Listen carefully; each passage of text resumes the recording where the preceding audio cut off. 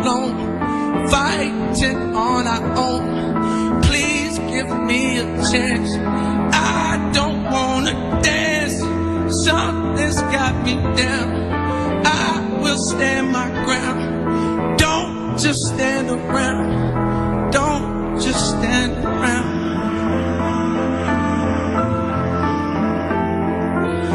All we want to do is be free. All we want to do is be free.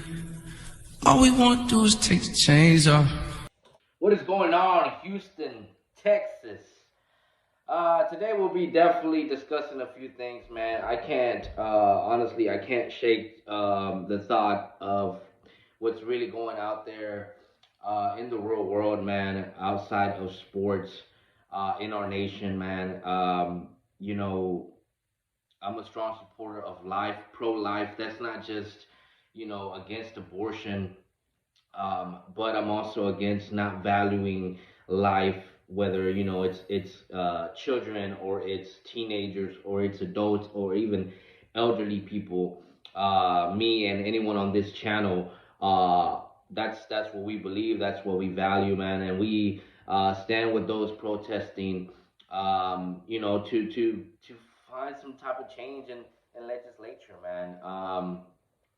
Definitely need change from states to cities to this nation in a whole, and it starts where you live, man. Wherever you live, wherever you're a citizen of, wherever you reside, that's the little place where you can make a difference, man. And me on my end, will do what I can do to bring awareness to everything that's going on, because it's been 10 plus years of this, man, and the value of life seems to be so insensitized these days, and it's something definitely sad to see. um, you don't want to see that could be your children's future being cut short. But yeah, man, let's talk about Deshaun Watson. Apparently, Deshaun Watson was doing some type of book signing for children. I believe it was at Ashley's Furniture. So I was actually caught by surprise because I started seeing the tweets and quotes on Twitter, excuse me, of this little interview that they were doing with Deshaun Watson, where it wasn't really on radio, it wasn't televised.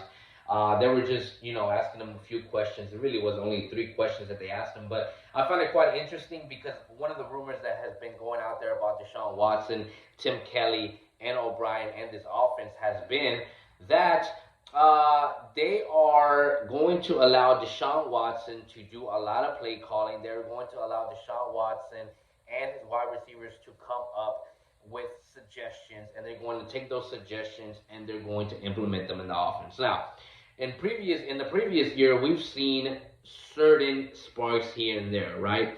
We saw it in the Patriots game.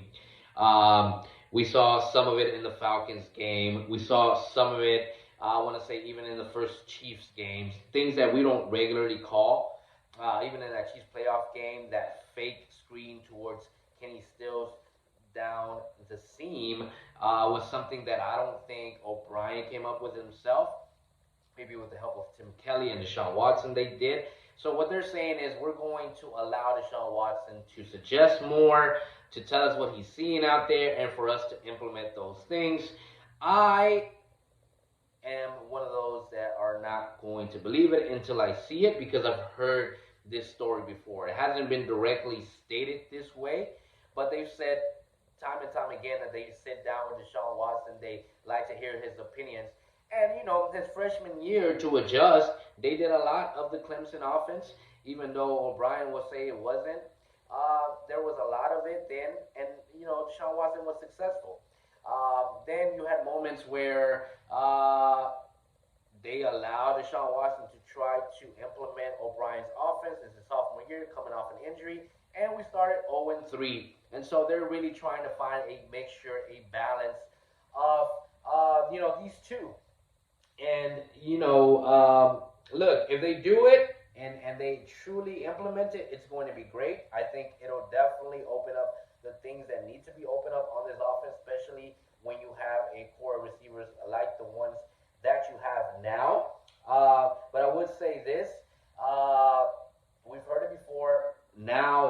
time to really truly see it. And as we've discussed before, it looks like the season will start on time.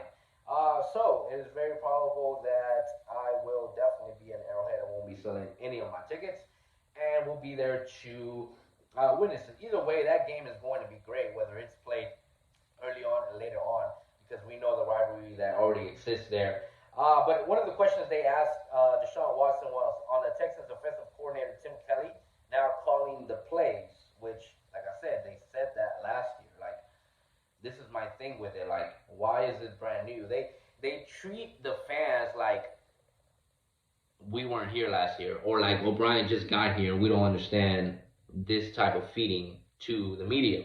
So he says, Tim is going to kill it. Tim is going to do great. We already had a great start. We built a great relationship starting last year, and I'm looking forward to it.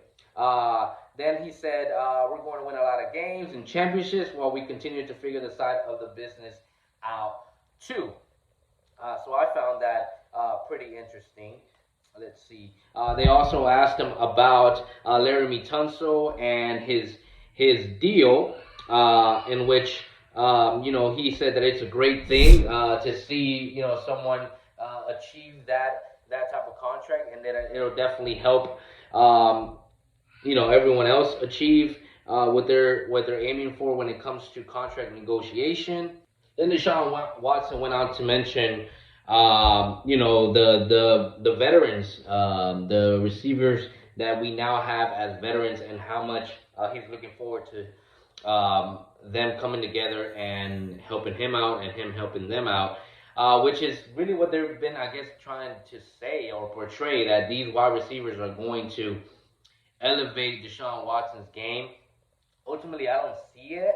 I see Deshaun Watson. I mean, don't get me wrong. I'm sure Brandon Cooks knows some of the things that Tom Brady did, that he noticed, that he would share with him, or some of the things that Breeze would share with him, and might share that with Deshaun Watson. But let's not pretend like Deshaun Watson hasn't found out some of those things himself. They went early on. They went to camp. I can't remember the place's name, but they went out to camp and had joint practices. Not with the Packers, obviously, it was one last year, but before that, they had with the Patriots. Remember when we played them? I believe it was actually Deshaun's rookie year, but we played them in the preseason and we played them in the regular season in week 3.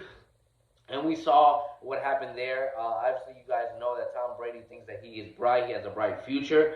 But let's be honest. These people are not going to share all their secrets with another quarterback. Now, did they pick off here and there on some things that they do? Sure, I'm sure they did. But yeah, man, ultimately, I feel like Deshaun Watson is a person that's going to elevate everyone else. You heard it from DeAndre Hopkins' interview earlier this week, where he talked about, that it definitely is going to change. It's going to be an adjustment for Deshaun Watson to not have him out there, but that he's a warrior and that he's going to do what he does, which is elevate his team and bring success to his team. And that's what we expect, because that's the reason they drafted this guy. He's a leader. He is a natural born leader. He doesn't force things like I would say maybe Brock Osweiler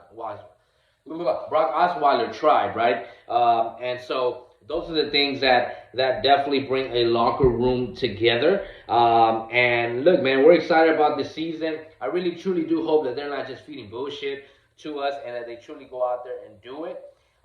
Definitely will be keeping an eye on that. It's not like I'm just gonna go with it and not notice what's going on in the sideline. It'll be interesting to see if we get any of the sound bites that we usually get during the season. Usually the Texans get around 1 or 2 of them, to be honest, an average per season, especially in big games. We might get one off the bat with Kansas City, and we might get one against the Ravens, maybe even with the Steelers because of J.J. Watt. So it's just curious to see what we see on the sideline, whether it's really Chip Kelly and Deshaun Watson out there, man. Look, Deshaun Watson has definitely grown, man. He sees some things, especially like I said in that cover 0. Don't you dare put a cover 0 on Deshaun Watson. He will eat you alive. And basically, that's the reason why maybe the blitz has calmed down a little bit. Like I said, he still needs to work on that corner blitz, that disguised blitz that comes from the corner, whether it's on the left or the right, that he still needs to identify a little bit more. He needs to work with his own line to identify this a little bit more. because I feel like the O-line also has a part to do, right? Like if Deshaun Watson is missing it and you as a lineman know he's missing it, point him out. You know what I'm saying? Point him out. You've seen it on different teams. They'll point it out. I mean, Jeff Saturday and Peyton Manning had that type of relationship where they would communicate, right? We paid all this money to Nick Martin to be this type of center. So, help Deshaun Watson. If he's missing out, help him out. Let him know. And, that'll only add to the greatness that he already possesses. And ultimately, his ultimate goal is to bring championships. He said multiple championships to this organization. So, obviously, you see that his intention is to remain a Houston Texan. So, for all you there creating rumors about him going to New England, about him going here and there, you can shut that shit down real quick because the dude wants to play for the city. He wants to bring it a championship. He doesn't want to be known like LeBron where he had to leave to another city just to bring a championship because he had to team up with other superstars. No, he wants to do it where he was drafted. And obviously, you don't see it as much on the NFL when you draft a star, right? You don't see them jumping from team to team very often. They usually get paid. They usually are kept. But my problem is within the years, we've seen when you hit that 7-8 year mark, you start to see players. Basically, you're moving on as they are now with Aaron Rodgers in Green Bay. You can't tell me that's not what they're doing. They're doing it. They did it in Carolina. With Cam Newton. Cam Newton is still out there. Hasn't been brought in by any team. I think that's ludicrous. And a lot of just different players, right? That if they don't pay out early on and they don't bring in a championship, like those just start planning for the next batch, especially when it comes to the quarterback position, because you guys know that's the highest paid in the NFL, and so you only got a certain type of window. Our window, honestly, is this year. Got to give the man a contract, and then we might not be able to really play anybody else. Talking about that, though, we did actually restructure Zach Fulton's contract. Many people think that it's just a restructure to give him guaranteed money up front. I think it's both, right? To give him money up front because he might feel like, hey, my replacement is pretty much here next year. They're probably not going to keep me past this year, which means they can very well bring in his replacement either this year or they can really look at that safety position. A lot of people are asking for help up front. I think we're good up front, to be honest. If anything, I would like help at the linebacker position or the safety position, really the safety position overall. And, with that cap space, I think it now is up to $19 million. You should be able to do it. There shouldn't be no excuse about it. And, we should get right to it, man. I think the coaches start to get back into the building. I think the beginning of June is what I saw reported, which means once they start getting in the building, they can truly bring in these players that they want to bring in and start getting their physicals. These players that have not been and have not gone signed, like Tim Jernigan for us, right? They agreed in terms, but they don't have anything official. They're still waiting on that, right? And then they could bring in, like I said, a safety. They got $19 million to do it. In my eyes, I would bring in a linebacker and a safety with that money. You can bring in a safety and lock them in long term, I guess, as well. But this also this thing about Tony Jefferson, no, bro. Tony Jefferson came off an injury, and I think a lot of people forget about it. But Tony Jefferson came off an injury, and I just saw a video of the guy literally barely in his training, in his rehabilitation, starting to move with his leg, like sprint. So we don't have time really to bring in a guy who's not gonna be there health-wise, who's still recovering. No